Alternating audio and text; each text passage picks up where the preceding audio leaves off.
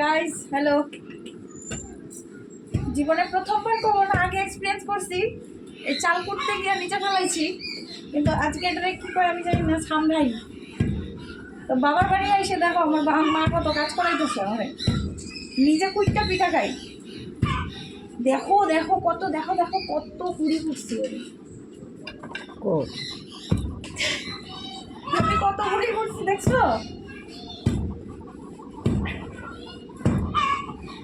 আমি জানি সকালবেলা পরে আর হাত নিয়ে আমি রাখতে পারবো না।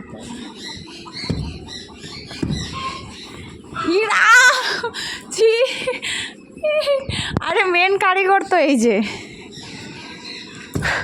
আমি তো জাস্ট এই যে এমনি, এই দেখো মেন কারিগর হলো আমার মা, যে এতগুলা ঘুড়ি ঘুরছে। আমি এগুলো পারি না, আজকেও করো